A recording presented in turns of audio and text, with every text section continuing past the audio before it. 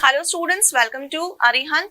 आज हम पढ़ने वाले हैं जैव प्रक्रम के पोषण चैप्टर के बारे में। ठीक है, तो हमें पता है कि धरती पर जितने भी जीवधारी हैं उन्हें अपने शरीर की आधारभूत आवश्यकताओं की पूर्ति के लिए बहुत सारे प्रोसेसेस को करना पड़ता है, बहुत सारे क्रियाओं को करना पड़ता है। यानी उनके शरीर में ऑटोमेटिकली वो क्रियाएं चलती रहती हैं और इन्हीं क्रियाओं को क्या कहा जाता है? लाइफ प्रोसेस, यानी कि जैव प्रक्रम भी इन क्रियाओं को कहा जाता है। फॉर एग्जाम्पल हम बात करें कि जीवधारी की आधारभूत आवश्यकता क्या हो गई? उसे हवा की आवश्यकता है, उसे पानी की आवश्यकता है, उसे भोजन की आवश्यकता है। ठीक है, तो इन सब के लिए उसके शरीर में क्या होगा? बहुत सारी विभिन्न क्रियाएं चलती रहेंगी। जैसे कि उसने भोजन खाया, अब जो भोजन उसने खाया तो उसका पाचन होना भी जरूरी है। तो पाचन किसकी वजह से होगा? पाचन होने के लिए पाचन तंत्र भी होगा। तो पाचन क्या है? एक क्रिया है। इसे क्या कहेंगे? जैविक प्रक्रम यानी कि लाइफ प्रोसेस कहेंगे। इस तरीके से वो हवा लेगा, यानी कि ऑक्सीजन लेगा, कार्बन डाइऑक्साइड छोड़ेगा, तो इसके लिए यानी श्वसन का प्रोसेस होगा। तो श्वसन का प्रोसेस भी क्या है? जैव प्रक्रम है। इस तरीके से हम कह सकते हैं कि कोई भी जो जीवधारी है उसे जीवित रहने के लिए उसके अंदर बहुत सारे जैव प्रक्रम होते हैं। अब ये जैव प्रक्रम क्या है? जो कि पोषण, श्वसन, उत्सर्जन, परिवहन। पोषण यानी कि जीवित रहेगा, यानी उसकी बॉडी की ग्रोथ भी चाहिए। तो बॉडी की ग्रोथ कब होगी? जब वो प्रॉपर न्यूट्रिशन लेगा, प्रॉपर पोषण लेगा। ठीक है, तो पोषण क्या हो गया? जो भी उसकी शरीर की वृद्धि के लिए आवश्यक तत्व हैं वो उसके खाने में जाएंगे, जिससे कि उसे क्या प्राप्त होगा? पोषण प्राप्त होगा। श्वसन, जिंदा रहने के लिए जीवधारी को क्या करना है? श्वसन की भी आवश्यकता है, यानी कि उसे ऑक्सीजन भी चाहिए। ऑक्सीजन अंदर जाएगा तो शरीर में जो विषैली गैस कार्बन डाइऑक्साइड होगी वो भी शरीर से बाहर होगी। पूरा प्रोसेस क्या कहलाएगा? श्वसन कहलाएगा। उत्सर्जन, भोजन खाया है, पाचन हुआ है इसका, तो जो शरीर में बचा हुआ अपशिष्ट पदार्थ है वो शरीर में उत्सर्जन की प्रोसेस के थ्रू बाहर निकल जाएगा। परिवहन, जो भी भोजन उसने खाया था उसमें जितने भी पोषक तत्व उस भोजन में थे उन पोषक तत्वों का क्या होगा? ब्लड में मिलके पूरे शरीर में जो रोटेशन होगा वो क्या कहलाएगा? परिवहन। तो इस तरीके से हम कह सकते हैं कि कोई भी जीवधारी है उसे जीवित रहने के लिए उसके शरीर में बहुत सारे जैव प्रक्रम होते हैं। ठीक है, चलिए अब हम बात करते हैं कि जो जीव हैं उनमें जनरली दो तरीके की जो है क्रियाएं होती हैं, जिन क्रियाओं को उपापचयी क्रियाएं कहते हैं। ठीक है, अब ये जो जीवधारी में क्रियाएं होती हैं दो तरीके के ग्रुप में डिवाइड की गई हैं। पहली है अपचयी क्रिया, जिसे कि एनाबॉलिक रिएक्शन भी कहते हैं। अभी कैसी क्रिया हुई? ऐसी क्रिया जिसमें सरल कार्बनिक पदार्थ से जटिल कार्बनिक पदार्थ का निर्माण होगा, संश्लेषण होगा। ठीक है, अब वो कैसे होगा चिल्ड्रन? आप सबने क्या है हरे पादप देखे, हरे पौधे देखे हैं, तो वो क्या करते हैं? हमारे जो वातावरण में कार्बन डाइऑक्साइड प्रेजेंट है और सॉइल से, आपको पता है कि प्लांट्स जो हैं, पौधे जो हैं मृदा में ही ग्रो करते हैं, तो वो क्या करेंगे? मिट्टी से वाटर यानी कि जल अवशोषित करेंगे और बाहर जो सराउंडिंग्स हैं, जो एयर है उसमें से, एनवायरमेंट में से क्या ले लेंगे? कार्बन डाइऑक्साइड को ले लेंगे। तो ये क्या हो गए? सरल कार्बनिक पदार्थ हो गए। ठीक है, अब इनसे क्या करेंगे? जटिल कार्बनिक पदार्थों का निर्माण करेंगे, यानी कि हरे पौधे क्या करेंगे? प्रकाश की उपस्थिति में सरल कार्बनिक पदार्थों से क्या करेंगे? जटिल कार्बनिक पदार्थों का निर्माण करेंगे। तो इस प्रोसेस को हम जनरली क्या कहते हैं? प्रकाश संश्लेषण भी कहते हैं। ये तो गई एक तरीके की क्रिया, जो कि कौन कर रहा है? हरे पादप। अब दूसरी तरीके की क्रिया होती है अपचयी क्रिया। इसमें क्या होगा? जो जटिल पदार्थ होते हैं, जटिल कार्बनिक पदार्थ जो होते हैं सरल कार्बनिक पदार्थों में टूट जाते हैं। ठीक है, जैसे कि श्वसन और पाचन। श्वसन और पाचन में क्या होगा? जो पाचन है उसमें कहने का मतलब है कि जो आपने खाना खाया, ठीक है, वो खाना आपकी बॉडी के अंदर गया, शरीर के अंदर जाके वो छोटे छोटे टुकड़ों में टूटा। सबसे पहले तो डाइजेशन स्टार्ट ही कहाँ से हो जाता है? मुख से, माउथ से, क्योंकि यहाँ पे जो सलाइवा प्रेजेंट है वो इसको तोड़ना स्टार्ट करता है। फिर कंप्लीट प्रोसीजर जो है अंदर जाके बॉडी के डाइजेस्टिव सिस्टम में अंदर कंप्लीट होता है। तो पाचन में क्या हुआ कि जो आपने जटिल कार्बनिक पदार्थ खाया था वो विखंडित होके सरल कार्बनिक पदार्थों में टूट गया। तो इस तरीके से हम कह सकते हैं कि जितने भी जीव हैं उनमें क्रियाएं जो होती हैं, जो उपापचयी क्रियाएं होती हैं, वो दो तरीके की होती हैं। एक में तो क्या होगा? उपचयी क्रिया, यानी कि उसमें क्या होगा? सरल कार्बनिक पदार्थों से जटिल कार्बनिक पदार्थों का निर्माण होगा। और दूसरी होगी अपचयी क्रिया, जिसमें कि जटिल कार्बनिक पदार्थों से सरल कार्बनिक पदार्थों का निर्माण होगा, यानी कि जटिल कार्बनिक पदार्थ जो होंगे वो टूटकर सरल कार्बनिक पदार्थ बनाएंगे। अब हम बात करते हैं मानव की। तो मानव हमें पता है कि थोड़ा सा उसका जो बॉडी स्ट्रक्चर होता है वो थोड़ा सा जटिल होता है, यानी कॉम्प्लेक्स टाइप का होता है। तो अगर विकास की दृष्टि से हम देखें तो जो सर्वाधिक विकसित प्राणी है वो कौन है? मानव है। इसमें इसके शरीर में अलग अलग तंत्र होते हैं, ठीक है। अलग अलग तंत्र क्या करते हैं? अलग अलग काम करते हैं। फॉर एग्जाम्पल पाचन तंत्र, जो भोजन वो खाएगा उसे पचाने का काम करेगा। श्वसन तंत्र हेल्प करेगा भोजन के ऑक्सीडेशन में। कैसे? क्योंकि श्वसन तंत्र में क्या होगा कि जो एनवायरमेंट में, वातावरण में जो ऑक्सीजन है उसे अंदर लेगा और शरीर में से कार्बन डाइऑक्साइड को बाहर निकालेगा। परिसंचरण तंत्र में क्या होगा? जो फूड आपने खाया है, जो भोजन आपने खाया है, उसमें जो न्यूट्रिएंट होंगे वो किस में चले जाएंगे? ब्लड में, खून में, रक्त में। उसके साथ मिलकर हमें पता है कि हमारा जो हार्ट है वो क्या करता है, हमारा जो दिल है, हृदय है, वो क्या करता है? ब्लड को पंप करने का काम करता है, ठीक है। तो परिसंचरण तंत्र में क्या होगा? हार्ट यानी कि हृदय क्या करेगा? रक्त को पूरी बॉडी में सर्कुलेट करेगा, ठीक है। तो अब उस ब्लड में क्या होगा? जो भोजन हमने खाया है, जिसका पाचन हुआ है, उसके न्यूट्रिएंट ब्लड में मिल जाएंगे और उसका पूरे शरीर में परिसंचरण होगा, ठीक है। अब अगला तंत्र है उत्सर्जन। जो भी भोज्य पदार्थ जीवधारी खाएगा उसका पाचन के बाद जो भी अपशिष्ट पदार्थ बचेगा उसको बॉडी से, शरीर से बाहर निकालना भी आवश्यक है। इसलिए उत्सर्जन तंत्र की आवश्यकता होती है। ये क्या करता है? जितना भी विषैला अपशिष्ट होता है उसे शरीर से बाहर निकालने का काम करता है। जनन तंत्र, जनन तंत्र के द्वारा जीवधारी क्या करता है? अपने जैसे ही अन्य जीव को जन्म देता है, ठीक है। अब हम बात करेंगे कि ये सभी जो तंत्र हैं ये क्या है? एक दूसरे से कोऑर्डिनेट करके चलते हैं, ठीक है। जैसे परिसंचरण तंत्र क्या करेगा? ऑक्सीजन की पूर्ति के लिए श्वसन तंत्र पर निर्भर होगा, ठीक है। और यहाँ हम कह सकते हैं कि जो भोज्य पदार्थ हैं उन भोज्य पदार्थों के लिए पाचन तंत्र पर निर्भर करेगा, ठीक है ना। क्योंकि परिसंचरण तंत्र किसको रोटेट कर रहा है? ब्लड के साथ जितने भी पोषक तत्व हैं रक्त के साथ उनको पूरी बॉडी में सर्कुलेट करेगा, ठीक है ना। तो ये किस पे निर्भर रहेगा? पाचन तंत्र पे, क्योंकि भोजन का पाचन होगा तभी तो उसमें से पोषक तत्व निकल के रक्त में मिलेंगे।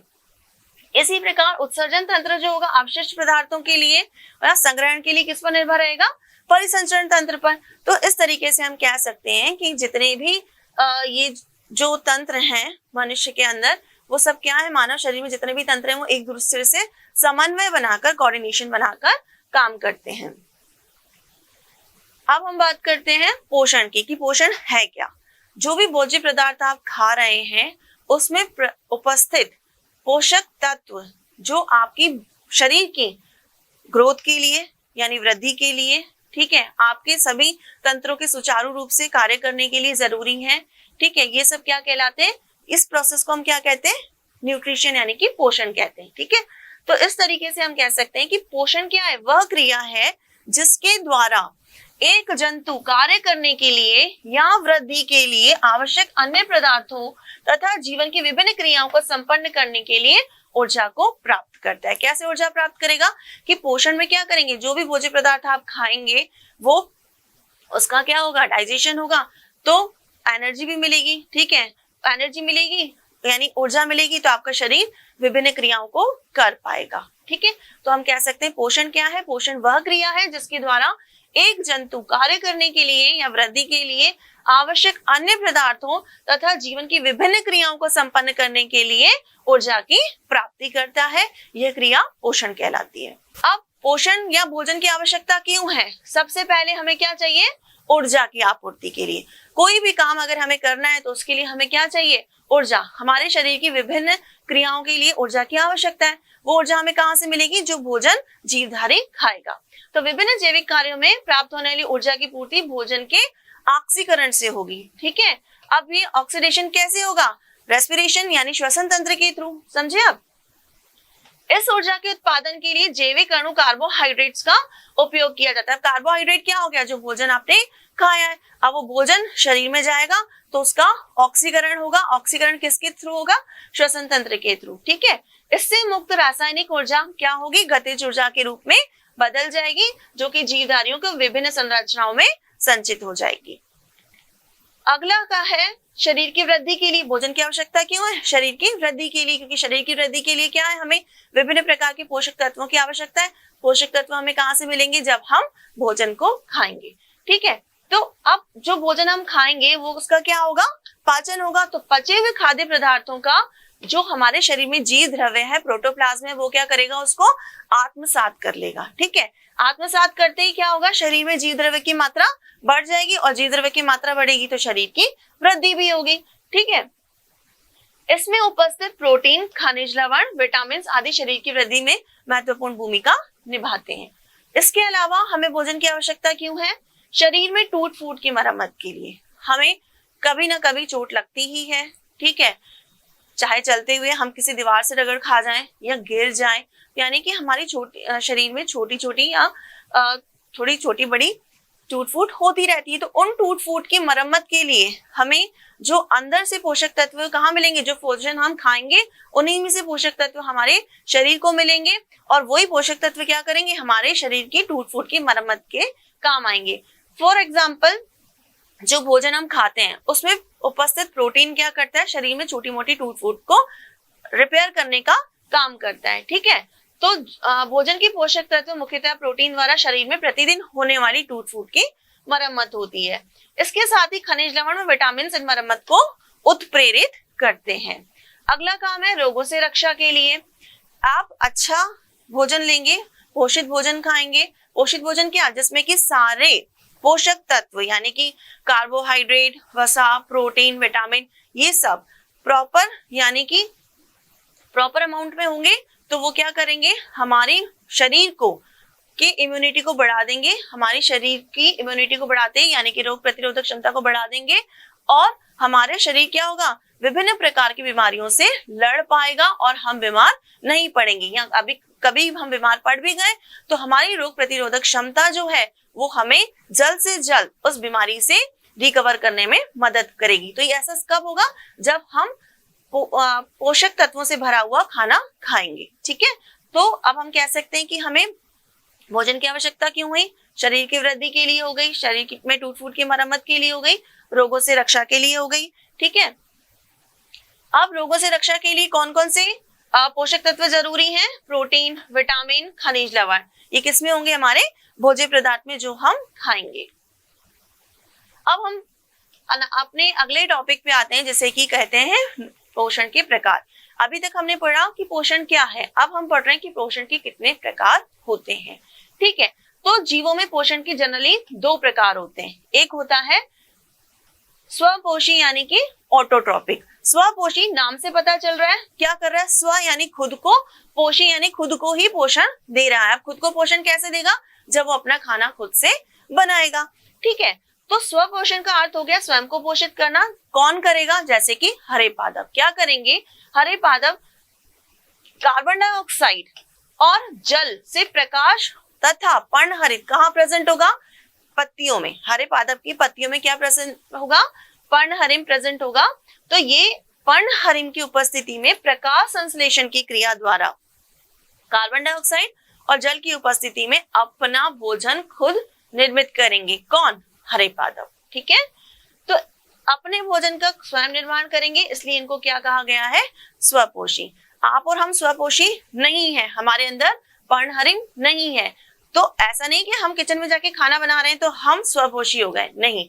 हम कौन सा खाना बना रहे हैं? जो हमें पादप से प्राप्त हुआ है। ठीक है, हम पादप की तरह अपने भोजन का संश्लेषण खुद से नहीं कर सकते। तो यहाँ पे हम बात कर रहे हैं स्वपोषी पोषण की। स्वपोषी का मतलब खुद से भोजन को संश्लेषित करना, जो कि हरे पादप ही कर सकते हैं। क्यों कर सकते हैं? क्योंकि इनके पास क्या है? पर्णहरिम है, जो कि इनकी हरी पत्तियों में प्रेजेंट होता है। तो प्रकाश संश्लेषण में इन्होंने क्या किया? कार्बन डाइऑक्साइड और जल की उपस्थिति में, सूर्य के प्रकाश की उपस्थिति में हरे पादप जिनके अंदर पर्णहरिम है, इन्होंने अपना भोजन खुद से निर्माण किया। इस प्रोसेस को क्या कहा गया? प्रकाश संश्लेषण। और ऐसे पादपों को जो कि अपना भोजन खुद बना रहे हैं, इन्हें क्या कहा गया? स्वपोषी। ठीक है, पृथ्वी पर पाए जाने वाले अधिकांश पौधे स्वपोषित होते हैं और ये अपना भोजन स्वयं बनाते हैं। भोजन संश्लेषण की विधि के आधार पर पौधे दो प्रकार के होते हैं, ठीक है। एक तो वो होंगे जो सूर्य के प्रकाश में भोजन का संश्लेषण करेंगे, जैसे कि फोटोसिंथेसिस की प्रोसेस करेंगे, किसकी प्रेजेंट में, सूर्य के प्रकाश की उपस्थिति में, इसलिए इन्हें क्या कहा जाएगा, प्रकाश संश्लेषी। यानी कि ऐसे पादप जो प्रकाश, सूर्य के प्रकाश की उपस्थिति में अपना भोजन खुद संश्लेषित करते हैं, खुद बनाते हैं, उन्हें कहा जाता है प्रकाश संश्लेषी, ठीक है। तो अधिकांश पौधे कुछ जीवाणु, पर्णहरिम तथा प्रकाश की उपस्थिति में वायुमंडल से क्या करेंगे, कार्बन डाइऑक्साइड लेंगे और मृदा से पानी लेकर भोजन का निर्माण करेंगे। दूसरे होते हैं रसायन संश्लेषी, ठीक है। अब ये क्या करते हैं, ये किसमें होगा, जीवाणुओं में होगा, ठीक है। ये जीवाणु क्या करेंगे, पानी की अपेक्षा विभिन्न प्रकार के रसायनों की ऊर्जा का उपयोग करेंगे और खाद्य संश्लेषण का प्रोसेस करेंगे। यह क्रिया पर्णहरित की अनुपस्थिति में होगी। अब आप डिफरेंस समझिए कि भोजन संश्लेषण की विधि को दो भागों में क्यों बांटा गया है। एक है प्रकाश संश्लेषी, जो कि कौन करेगा, हरे पादप करेंगे सूर्य के प्रकाश की उपस्थिति में। दूसरी होगी रसायन संश्लेषी, जो कि सूर्य के प्रकाश की अनुपस्थिति में होगी। इसे कौन करेगा, जनरली जीवाणु करेंगे। ये क्या करेंगे, पानी की अपेक्षा यानी पानी के अलावा रसायनों की ऊर्जा का उपयोग करेंगे खाद्य पदार्थों के संश्लेषण के लिए। अब हम बात करेंगे पादपों में पोषण किस प्रकार का होता है, यानी कि प्रकाश संश्लेषण का प्रोसेस के बारे में हम पढ़ने वाले हैं। तो हमें पता है कि हरे पादप क्या करते हैं, सूर्य के प्रकाश की उपस्थिति में जल और कार्बन डाइऑक्साइड की सहायता से स्वयं अपने भोजन का निर्माण करते हैं, ठीक है। भोजन बनाने की क्रिया को क्या कहते हैं हम, प्रकाश संश्लेषण। अब पादपों का हरा रंग किसकी वजह से होता है, क्लोरोफिल यानी कि पर्णहरित की वजह से होता है। अब ये जो पर्णहरित होता है, इसकी उपस्थिति के कारण पादप क्या करते हैं, सूर्य के प्रकाश की को रासायनिक ऊर्जा में बदलते हैं और कार्बोहाइड्रेट का निर्माण करते हैं। तो प्रकाश संश्लेषण का जो प्रोसेस होता है, उसमें जो प्रोडक्ट बनता है वो क्या कहलाता है, कार्बोहाइड्रेट। प्रकाश संश्लेषण को निम्न प्रकार भी परिभाषित किया जा सकता है कि प्रकाश संश्लेषण वह जैव रासायनिक प्रक्रिया है। जैव रासायनिक क्यों हो गई, क्योंकि विभिन्न प्रकार के रसायनों का भी उपयोग किया जा रहा है और क्योंकि हरे पादप क्या है, जैविक है। हरे पादप हरे भाग की उपस्थिति में उपस्थित क्लोरोप्लास्ट और सौर ऊर्जा ग्रहण करके वायु से ली गई कार्बन डाइऑक्साइड, मृदा से अवशोषित जल द्वारा स्वयं के भोजन का निर्माण करते हैं और इस प्रोसेस में जो प्रोसेस होता है प्रकाश संश्लेषण का, उसके सह उत्पाद के रूप में ऑक्सीजन को बाहर निकालते हैं। जैसे 6CO2 12H2O, यानी कि वायु से क्या लिया, कार्बन डाइऑक्साइड, मृदा से क्या लिया, जल। इन दोनों का सूर्य के प्रकाश की उपस्थिति में हरे पादप यानी कि पर्णहरित की उपस्थिति में क्या बनाएंगे, कार्बोहाइड्रेट बनाएंगे। तो फाइनल प्रोडक्ट क्या हुआ, प्रकाश संश्लेषण की प्रोसेस का फाइनल प्रोडक्ट क्या हुआ, ग्लूकोज, ठीक है। कार्बोहाइड्रेट जो आप पढ़ते आ रहे हो कि कार्बोहाइड्रेट बनता है, तो कार्बोहाइड्रेट क्या है, ग्लूकोज, C6H12O6। इसके साथ साथ जल निकलेगा और ऑक्सीजन यानी कि सह उत्पाद के रूप में ऑक्सीजन निकलेगी। छोटी क्लासेस से आप पढ़ते आए हैं कि प्रकाश संश्लेषण के द्वारा पादप क्या करते हैं, वातावरण में उपस्थित कार्बन डाइऑक्साइड को लेते हैं और ऑक्सीजन को छोड़ते हैं।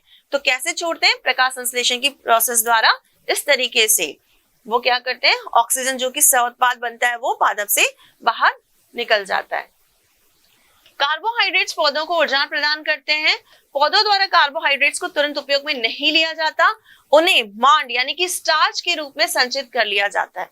जो ग्लूकोज वो बनाते हैं उसे इमीडिएट वो काम में नहीं लेते, वो क्या करते हैं, उसको स्टार्च यानी कि मंड में कन्वर्ट करते हैं और उसके बाद वो उसको बाद में स्टोर करके रख लेते हैं और बाद में जब उन्हें जरूरत होती है तो उसे यूज करते हैं। अब प्रकाश संश्लेषण के कार्यस्थल की हम बात करें तो साइट ऑफ फोटोसिंथेसिस क्या है। देखिए, प्रकाश संश्लेषण की क्रिया जो होती है पत्तियों के हरित लवक यानी कि क्लोरोप्लास्ट में होती है। इस चीज को ध्यान रखिएगा, आपसे क्वेश्चन पूछा जा सकता है कि प्रकाश संश्लेषण की का कार्यस्थल कौन सा है, तो आपको हमेशा याद रखना है कौन सा है, क्लोरोप्लास्ट यानी कि हरित लवक।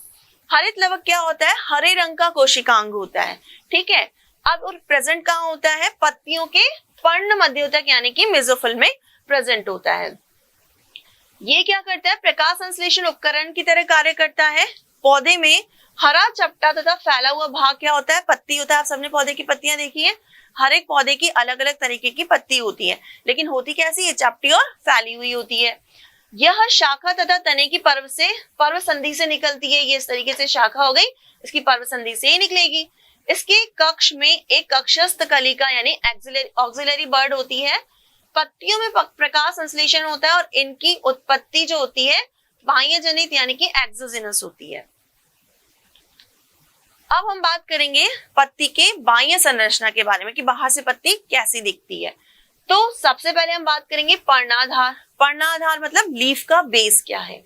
पत्तियां तने से पर्णाधार द्वारा लगी होती हैं, ठीक है। ये पर्णाधार हो गया, ये पत्ती किससे लगी हुई है? इस पर्णाधार से। ये क्या हो गया? इसका पर्णाधार।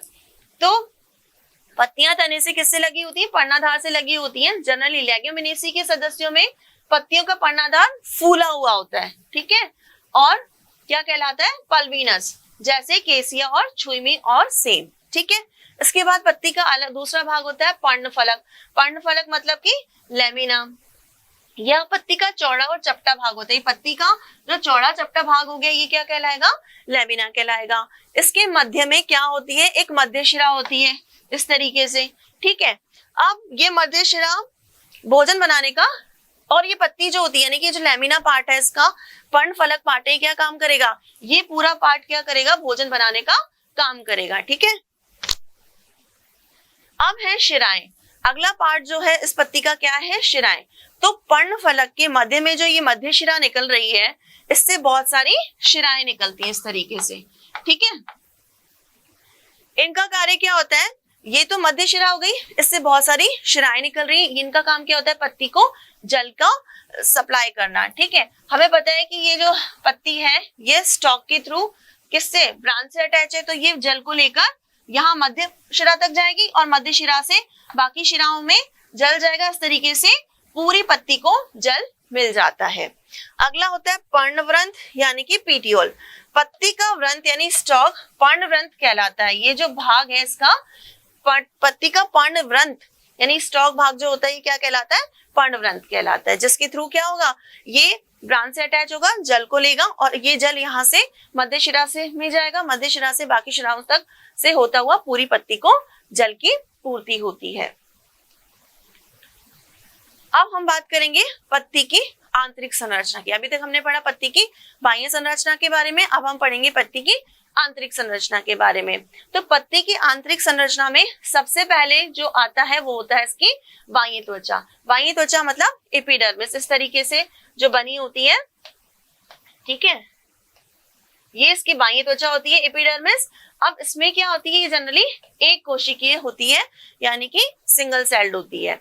ये भी फिर दो भागों में बटी होती है यानी कि ऊपरी बाह्य त्वचा और निचली बाह्य त्वचा। ऊपरी बाह्य त्वचा में क्या होगा? ये मृदुतक कोशिकाओं की बनी होगी, ठीक है। सबसे बाहर की परत कौन सी होगी? ऊपरी बाह्य त्वचा, ठीक है। और ये किसकी बनी होगी? मृदुतक कोशिकाओं की बनी होती है। कैसी होती है? एक कोशिकीय, ध्यान दीजिएगा, एक कोशिकीय परत होती है, मृदुतक कोशिकाओं की बनी होती है। और इसके ऊपर की तरफ क्या होता है? उपत्वचा होती है। इससे भी ऊपर की तरफ क्या होगी? उपत्वचा होगी, जिसे हम क्या बोलेंगे? क्यूटिकल। ऊपरी बाह्य त्वचा में हरित लवक तथा रंध्र कम या अनुपस्थित होते हैं, ठीक है। इसके बाद आती है निचली बाह्य त्वचा। निचली बाह्य त्वचा में क्या होगा? ये मृदुतक की बनी हुई एक कोशिकीय मोटी रंध्र युक्त परत होती है। तो जो लोअर एपिडर्मिस यानी निचली बाह्य त्वचा होती है, इसमें क्या होंगे? स्टोमेटा यानी कि रंध्र प्रेजेंट होंगे। अब बात करेंगे हम रंध्र और द्वार कोशिकाओं की। पहले हमने बात की पत्ती के इंटरनल आंतरिक स्ट्रक्चर में, सबसे पहले हमने बात की बाह्य त्वचा यानी कि एपिडर्मिस के बारे में। इसके बाद आएंगे हमारे पास रंध्र और द्वार कोशिकाएं।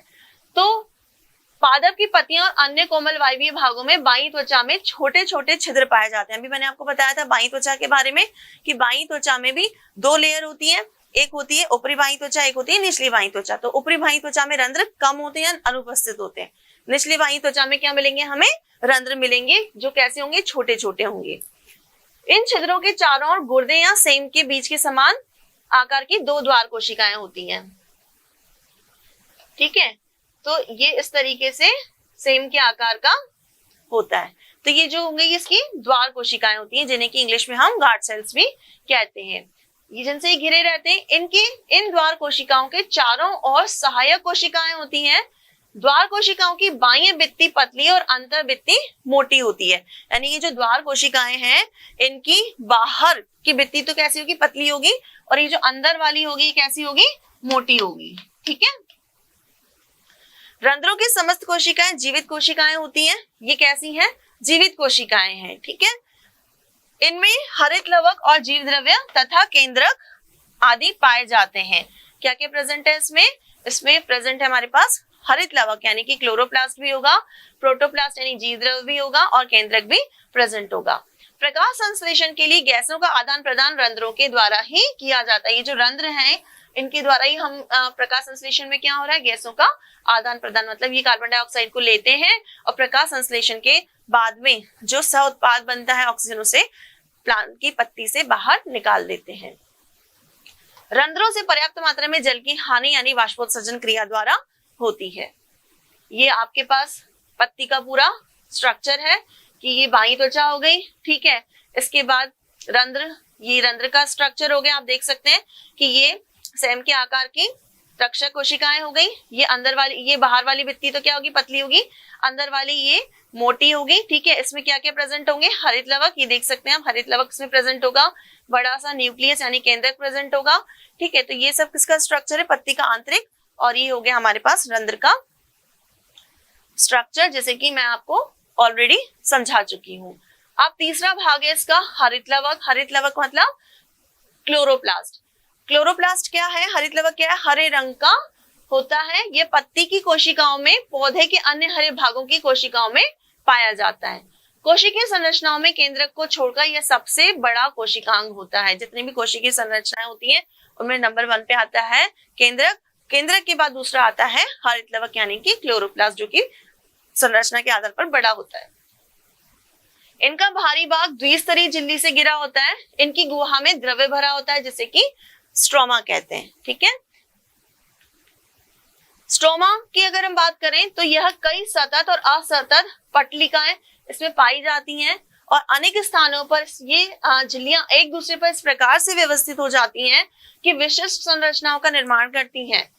ग्रेना का निर्माण होता है। ये विशिष्ट संरचनाएं क्या कहलाएंगी, ग्रेना, यानी कि जो स्ट्रोमा है उसमें कई सारी पटलिकाएं पाई जाती हैं। अनेक स्थानों पर ये झिल्लियां एक दूसरे से अरेंज हो जाती है, एक के ऊपर एक, और इस प्रकार से अरेंज होती हैं कि ग्रेना का निर्माण करती हैं। झिल्लियों के मध्य छोटे प्रकोष्ठ निर्मित होते हैं, जिन्हें थाइलेकॉइड्स कहते हैं। प्रकाश संश्लेषण की संपूर्ण क्रिया संरचनाओं के भीतर होती है। प्रोटीन और लिपिड के संश्लेषण में महत्वपूर्ण भूमिका निभाते हैं। हरित लवक पौधों में क्या करते हैं, प्रकाश संश्लेषण का केंद्र होता है। क्यों केंद्र होता है, क्योंकि हरित लवक में ही क्या होगा, पर्णहरिम पाया जाएगा, जिसकी वजह से प्रकाश संश्लेषण का प्रोसेस होगा। इसके स्ट्रोमा में अंधकार अभिक्रिया तथा ग्रेना में प्रकाश अभिक्रिया होती है, और उससे कार्बोहाइड्रेट का निर्माण होता है। बड़ी ही रोचक प्रोसेसेस हैं ये। स्ट्रोमा में अंधकार अभिक्रिया और ग्रेना में प्रकाश अभिक्रिया का होना, जो कि इस चैप्टर में अभी हम पढ़ेंगे। अब देखिए प्रकाश संश्लेषण की क्रिया होती कैसे है। तो प्रकाश संश्लेषण क्योंकि एक जटिल क्रिया है, ठीक है, तो ये 2 चरणों में होगी। पहले होगी प्रकाशिक या हिल अभिक्रिया। अब इसे हिल अभिक्रिया क्यों कहा है, क्योंकि इसका अध्ययन सर्वप्रथम रॉबर्ट हिल ने किया था, इसलिए इसे हिल अभिक्रिया भी कहते हैं। अब देखिए ये जो अभिक्रिया होती है हरित लवक यानी कि क्लोरोप्लास्ट के ग्रेना में होती है। ध्यान रखिएगा कि जो प्रकाशिक अभिक्रिया है वो किसमें होगी, हरित लवक के ग्रेना भाग में होगी, और पर्णहरिम की सहायता से होगी। ठीक है, प्रकाश की उपस्थिति में होगी, तभी तो इसे प्रकाशिक अभिक्रिया क्या कहा गया है, क्योंकि प्रकाश की उपस्थिति में हो रही। तो ध्यान रखने लायक बात क्या है कि जो प्रकाशिक अभिक्रिया है वो हरित लवक के ग्रेना भाग में हो रही है, पर्णहरिम की सहायता से होगी और प्रकाश की उपस्थिति में होगी। अध्ययन की सुगमता के लिए इस अभिक्रिया को विभिन्न घटनाओं में बांटा गया है। सबसे पहले कि सूर्य का प्रकाश अवशोषित करके हरित लवक के ग्रेनम में उपस्थित पर्णहरिम एक्टिव हो जाता है। ठीक है, सूर्य का प्रकाश आ रहा है, क्लोरोप्लास्ट में जो क्लोरोफिल यानी कि हरित लवक में जो पर्णहरिम प्रेजेंट है वो क्या करेगा, सूर्य के प्रकाश को अवशोषित कर लेगा और एडीपी यानी एडिनोसिन डाइफॉस्फेट से एटीपी यानी कि एडेनोसिन ट्राइफॉस्फेट का निर्माण करेगा। इसके बाद जो सक्रिय पर्णहरिम है वो क्या करेगा, जल का प्रकाशिक अपघटन करेगा, यानी जल को तोड़ेगा। किसकी उपस्थिति में? प्रकाश की उपस्थिति में, इसलिए इसको क्या कहा गया? प्रकाशिक अपघटन। और उसे H+ आयन और OH- आयनों में तोड़ देगा। जल के प्रकाश के अपघटन से उत्पन्न OH आयन आपस में मिलकर जल और ऑक्सीजन का निर्माण करेंगे। ठीक है, तो इस तरीके से जल का निर्माण हो गया। ऑक्सीजन गैस के रूप में मुक्त होकर रंध्र के द्वारा बाहर निकल जाएगी। जल का निर्माण होते ही जो बची हुई ऑक्सीजन है, जो ऑक्सीजन बन रही है, वो क्या होगी? रंध्र के द्वारा बाहर निकल जाएगी। जल के प्रकाश अपघटन से मुक्त, अब जल का जो प्रकाश अपघटन हुआ था, H2 टूटा था ना, तो जल के प्रकाश अपघटन से जो H+ आयन निकले थे वो प्रोटॉन ग्राही NADPH अवशोषित करेगा और उसको क्या करेगा? NADPH2 में अपचयित कर देगा। इस अपचयित NADPH2 से उत्तेजित इलेक्ट्रॉन्स निकलेंगे जो इलेक्ट्रॉन स्थानांतरण प्रणाली के द्वारा ऊर्जा को मुक्त करेंगे। ठीक है, अब ये जो ऊर्जा मुक्त हुई है, इस मुक्त ऊर्जा को ADP के अणुओं में एक उच्च ऊर्जा युक्त फॉस्फेट समूह में बंध के रूप में जोड़कर ATP के रूप में संचित कर लिया जाएगा। ठीक है, ये बन गया ATP। हमारे पास जो हाइड्रोजन आयन NADPH के साथ मिला था, NADPH2 का निर्माण हुआ था। अब इससे जो ADP के अणु से जो ऊर्जा मुक्त हुई वो फॉस्फेट के रूप में क्या हो गई? ATP ने ले ली और ATP का निर्माण हो गया। ADP से जुड़ के ATP का निर्माण हो गया। प्रकाश की उपस्थिति में ADP से ATP के निर्माण के प्रोसेस को क्या कहा जाएगा? फोटोफॉस्फोरिलेशन। ये बहुत इंपॉर्टेंट है, इसे आप अच्छे से याद कर लीजिएगा कि प्रकाश की उपस्थिति में ADP से ATP का जो निर्माण होता है, इस क्रिया को कहा जाता है फोटोफॉस्फोरिलेशन, क्योंकि प्रकाश की उपस्थिति में हो रहा है, इसलिए फोटो। दूसरी प्रकार की क्रिया होती है अप्रकाशिक अभिक्रिया। अप्रकाशिक अभिक्रिया हमने पढ़ा जो प्रकाश की अनुपस्थिति में होगी। ठीक है, इसका अध्ययन किसने किया था? ब्लैकमेल ने किया था, इसलिए इसको ब्लैकमैन अभिक्रिया भी कहा जाता है। अब देखिए ये अभिक्रिया कहाँ होगी? प्रकाशिक अभिक्रिया तो कहाँ हुई थी? हरित लवक के ग्रेना में, लेकिन अप्रकाशिक अभिक्रिया कहाँ होगी? हरित लवक के स्ट्रोमा भाग में। इन क्रियाओं के लिए प्रकाश की आवश्यकता नहीं होती, इसलिए इसे C3 साइकिल भी कहा जाता है, C3 चक्र भी कहा जाता है, क्योंकि इस चक्र में बनने वाला प्रथम स्थायी यौगिक जो होता है वो फॉस्फोग्लिसरिक एसिड में 3 कार्बन अणु वाला होता है। ये जो प्रोडक्ट बनता है वो कहलाता है फॉस्फोग्लिसरिक एसिड, जो कि 3 कार्बन अणु वाला होता है, इसलिए इसे C3 चक्र भी कहा जाता है। इस चक्र की जो स्टेप्स है उनको हम पढ़ते हैं। सबसे पहले इसने क्या किया? वातावरण से कार्बन डाइऑक्साइड को लिया। अब विशेष पदार्थों की उपस्थिति में प्रकाशीय क्रियाओं से प्राप्त NADPH2 के H+ से अवकरण होगा और PgAl यानी कि फॉस्फोग्लिसरल्डिहाइड नामक पदार्थ बनेगा। इस क्रिया में क्या क्या होगा? देखिए, सबसे पहले 5 कार्बन वाले यौगिक यानी कि रिबुलोज 1,5 बाइफॉस्फेट के साथ कार्बन डाइऑक्साइड के अणु मिलकर क्या बन रहा है? देखिए आप कि 5 कार्बन वाला जो रिबुलोज 1,5 बाइफॉस्फेट है, इसके साथ कार्बन डाइऑक्साइड के अणु मिलकर 6 कार्बन अणु वाला एक अस्थायी यौगिक बना रहे हैं। ठीक है, अब यह कार्बनिक यौगिक क्या होगा? शीघ्र अपचयित होगा। जो C6 अस्थायी यौगिक बना है, ये क्या होगा? अपचयित होगा और फिर बनाएगा 3 कार्बन अणु वाला फॉस्फोग्लिसरिक एसिड। ठीक है, अब ये जो फॉस्फोग्लिसरिक एसिड बन रहा है ये बाद में फिर अपचयित होगा और हमारे पास बनाएगा फॉस्फोग्लिसरल्डिहाइड। ठीक है, तो अपचयित होकर फॉस्फोग्लिसरल्डिहाइड का निर्माण करेगा। इसके बाद अपचयन के फलस्वरूप बना फॉस्फोग्लिसरल्डिहाइड के 2 अणु, ये 2 अणु देख रहे हैं आप, इसके 2 अणु आपस में मिलकर क्या बनाएंगे? ग्लूकोज का निर्माण करेंगे और ग्लूकोज से अन्य सभी खाद्य पदार्थ जैसे कि स्टार्च आदि का निर्माण पादप के अंदर ही होगा, क्योंकि मैंने आपको बताया था इस लेक्चर के स्टार्टिंग में कि जो पादप ग्लूकोज का निर्माण करते हैं वो ग्लूकोज को वो हैंड टू हैंड यूज नहीं करते, उसको स्टार्च के रूप में यानी मंड के रूप में स्टोर करके रख लेते हैं। अंत में फॉस्फोग्लिसरल्डिहाइड और RuBP कार्बोक्सिल का पुनर्जनन हो जाता है और यह पादप अभिक्रियाओं के चलाने के लिए पुनः उपलब्ध हो जाता है। इस प्रकार से ये पूरी साइकिल चलती रहती है, यानी कि फॉस्फोग्लिसरल्डिहाइड और रिबुलोज 1,5 बाइफॉस्फेट का फिर से बनना स्टार्ट होगा। ये देखिए साइकिल बन के वापस यहाँ तक आ गई और फिर ये प्रोसेस चलता रहेगा। अब हम बात करेंगे कि प्रकाश संश्लेषण के लिए क्या क्या आवश्यक अवस्थाएं हैं, क्या क्या कंडीशंस हैं जो प्रकाश संश्लेषण के लिए आवश्यक है। सबसे पहले है प्रकाश का होना अनिवार्य है। प्रकाश संश्लेषण यानी कि प्रकाश की उपस्थिति में हो रहा है, यानी कि प्रकाश का होना आवश्यक है। तो क्या क्या चीजें आवश्यक है प्रकाश संश्लेषण के लिए? सबसे पहले हम बात करेंगे प्रकाश की। प्रकाश संश्लेषण की दर जो होती है वो दृश्य प्रकाश की उपस्थिति में अधिकतम होती है। प्रकाश संश्लेषण की दर लाल तरंग दैर्ध्य में सबसे अधिक, नीले तरंग दैर्ध्य में उससे कम तथा हरे तरंग दैर्ध्य में सबसे कम होती है। इसी प्रकार प्रकाश संश्लेषण की प्रक्रिया बहुत कम तीव्रता वाले प्रकाश पर आरंभ हो जाती है, यानी कम से कम प्रकाश में भी ये जो प्रक्रिया आरंभ हो जाती है। प्रकाश की तीव्रता बढ़ाने के साथ साथ बढ़ती है, परंतु ये देखा गया है कि तीव्रता बहुत अधिक बढ़ाने पर प्रकाश संश्लेषण की दर अचानक से कम भी हो जाती है। यह अधिक तीव्रता पर पर्णहरिम का सोलराइजेशन हो जाता है। क्यों हुआ ऐसा? कि अगर जरूरत से ज्यादा प्रकाश की तीव्रता हो गई तो फिर जो पर्णहरिम यानी कि जो क्लोरोफिल है उसका क्या हो जाएगा? सोलराइजेशन हो जाएगा और फिर फोटोसिंथेसिस यानी प्रकाश संश्लेषण की जो क्रिया थी उसका दर कम हो जाएगी। अगला आवश्यक पदार्थ जो कि प्रकाश संश्लेषण के लिए आवश्यक है वो क्या है? क्लोरोफिल यानी कि पर्णहरिम का होना। सूर्य का प्रकाश भी, पत्ती में अगर क्लोरोफिल नहीं है, पर्णहरिम नहीं है, तो वो सूर्य के प्रकाश को अवशोषित नहीं कर पाएगा, तो फोटोसिंथेसिस यानी कि प्रकाश संश्लेषण का प्रोसेस भी नहीं होगा। तो इस तरह से हम कह सकते हैं कि प्रकाश संश्लेषण के लिए प्रकाश और पर्णहरिम का होना भी आवश्यक है। वे पत्तियां जिनमें पर्णहरिम अधिक मात्रा में पाए जाते हैं उनमें अधिक मात्रा में प्रकाश संश्लेषण होता है। प्रकाश संश्लेषण के लिए कुछ सहायक कारक भी होते हैं, जैसे कार्बन डाइऑक्साइड, तापमान, खनिज लवण और जल। कार्बन डाइऑक्साइड इसे कहां से मिलेगी? वायु से मिलेगी। और कार्बन डाइऑक्साइड क्या है? प्रकाश संश्लेषण में प्रयुक्त होने वाला कच्चा माल यानी कि रॉ मटेरियल है। और ये हमें कहां से मिलेगी?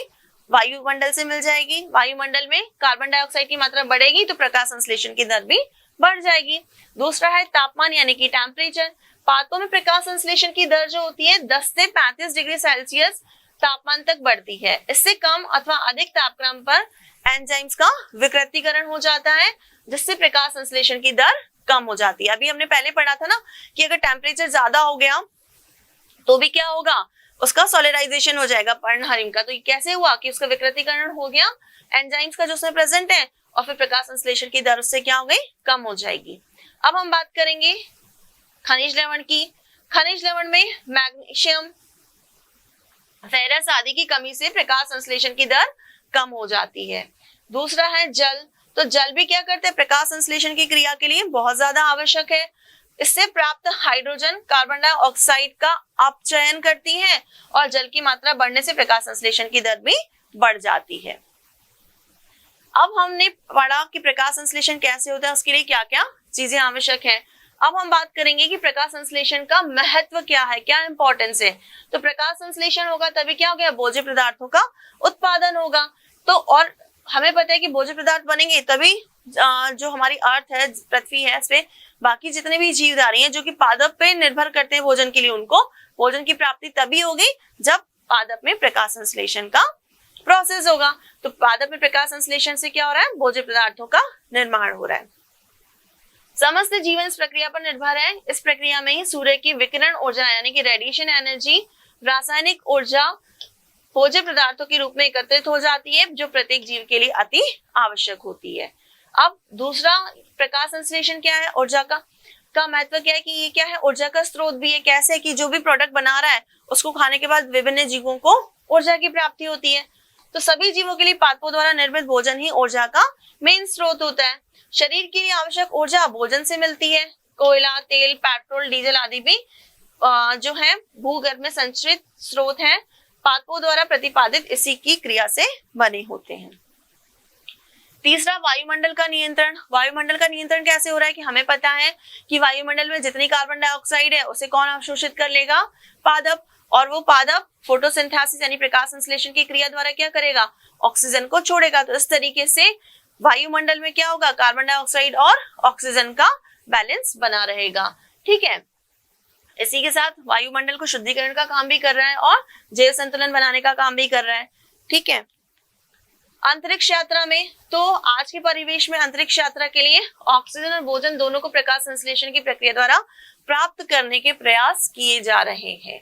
अब अभी तक हमने पढ़ा स्वयंपोषी पादपों के बारे में, अब हम स्वयंपोषी पादपों के बारे में यानी कि स्वयंपोषी पोषण के बारे में अब हम बात कर रहे हैं विषमपोषी पोषण। विषमपोषी पोषण यानी कि विषम जो कि दूसरों पर निर्भर है, खुद का भोजन खुद से नहीं बना सकते। ठीक है, तो स्वयंपोषियों के विपरीत ऐसे जीवधारी भी होते हैं जो अपने भोजन के लिए दूसरों पर निर्भर करते हैं क्योंकि अपना भोजन खुद से संश्लेषित नहीं कर सकते। भोजन के लिए अन्य जीवों पर या स्वयंपोषियों पर निर्भर होते हैं जिन्हें जीव विषमपोषी या परपोषी भी कहते हैं। पोषण की प्रक्रिया विषमपोषी पोषण या परपोषण कहलाती है। इनमें पोषण प्राप्त करने की विधियों में अधिक विविधता पाई जाती है। इसके अंतर्गत शाकाहारी, मांसाहारी, सर्वाहारी, मृतोपजीवी विषमपोषी पोषण 3 प्रकार का होता है। सबसे पहले हम बात करेंगे प्राणी समभोजी पोषण जिसे कि होलोजोइक न्यूट्रिशन भी कहा जाता है। अभी किस प्रकार का न्यूट्रिशन है?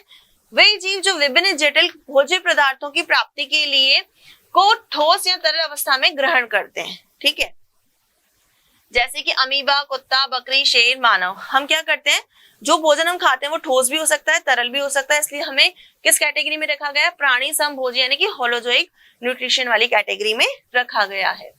दूसरे तरीके के होते हैं परजीवी, ऐसे जीवधारी जो दूसरे जीवधारी जीवित जीवधारी पर निर्भर रहते हैं अपने भोजन की प्राप्ति के लिए, वो कहलाते हैं परजीवी। ठीक है, जैसे कि फीताकृमि, अमरबेल, जोंक, खटमल। तीसरे टाइप के होते हैं मृतोपजीवी, सैप्रोफाइट। मृतोपजीवी जैसे नाम से पता चल रहा है, ऐसे जीवधारी जो दूसरे मरे हुए, मृतोपजीवी यानी मरे हुए जीवों पर रहते हैं और अपना भोजन प्राप्त करते हैं। तो ऐसे जीवधारी जनरली क्या होते हैं? डिकम्पोजर्स यानी कि बैक्टीरिया। वो क्या करेंगे कि जो मरा हुआ मृत जटिल कार्बनिक पदार्थ है उस पे रहेंगे और उसको अपघटित करके यानी डिकम्पोज करके अपना भोजन प्राप्त करेंगे। कवक, जीवाणु, यीस्ट आदि। तो अब हमने स्वयं पोषण के बारे में पढ़ा, विषम पोषण के बारे में पढ़ा। अब हम इनका अंतर पढ़ लेते हैं कि अंतर क्या होता है। कि जो स्वयं पोषण होगा वो होगा हरे पादप में और कुछ जीवाणुओं में। ठीक है, जैसे कि प्रोटिस्ट वगैरह में भी। विषम पोषण जो होगा कवक और जंतुओं में होगा। स्वपोषण की बात करें तो सौर ऊर्जा को ग्रहण करके हरित लवक की उपस्थिति में होगा। विषम पोषण की बात करें तो ये सौर ऊर्जा की इसमें आवश्यकता नहीं होती है क्योंकि अपना भोजन खुद से सिंथेसाइज नहीं कर रहे हैं, अतः हरित लवक अनुपस्थिति में होगा। फिर स्वयं पोषण में क्या होगा? भोजन स्वनिर्मित कार्बन डाइऑक्साइड व जल की उपस्थिति में होगा। लेकिन जो विषम पोषण है ये क्या है? अपना भोजन तो बना ही नहीं रहे। ठीक है ना, तो भोजन प्रत्यक्ष या अप्रत्यक्ष रूप से स्वयं पोषियों से प्राप्त किया जाएगा। प्रत्यक्ष रूप से यानी डायरेक्ट प्लांट पार्ट खाकर, अप्रत्यक्ष रूप से भी होता है। अब हम बात करेंगे स्वपोषण, तो भोजन का पाचन नहीं होगा। प्लांट में भोजन का पाचन नहीं होगा क्योंकि वो स्वयं पोषी, तो उसमें खुद का भोजन का पाचन नहीं होगा। विषम पोषी में क्या होगा? भोजन में उपस्थित जटिल कार्बनिक पदार्थों को सरल व घुलित रूप में तोड़ने के लिए पाचन क्रिया आवश्यक है क्योंकि खुद से तो भोजन बना नहीं रहे हैं, जो बाहर से मिल रहा है उसे खा रहे हैं तो उसका पाचन होना जरूरी है, तभी तो पोषक तत्वों की प्राप्ति होगी। स्वयं पोषण में खाद्य श्रृंखला में उत्पादक के रूप में सबसे नीचे पाए जाते हैं। विषम पोषण खाद्य श्रृंखला में उत्पादकों के ऊपर उपभोक्ताओं के रूप में पाए जाते हैं, जैसे कि पादप, नील हरित, जीवाणु। अब सबसे नीचे क्यों पाए जा रहे हैं? क्योंकि खाद्य श्रृंखला स्टार्ट ही इन्हीं से हो रही है। ठीक है, और ये सबसे ऊपर पाए जा रहे हैं क्योंकि पूरी श्रृंखला चल रही है ना कि पादप को पहले कौन खाएगा? हिरण खाएगा, हिरण को फिर शेर खाएगा, शेर। तो इस तरीके से ये एक सीरीज चलती जाती है, श्रृंखला चलती जाती है, जैसे कि मानव सहित सभी जंतु।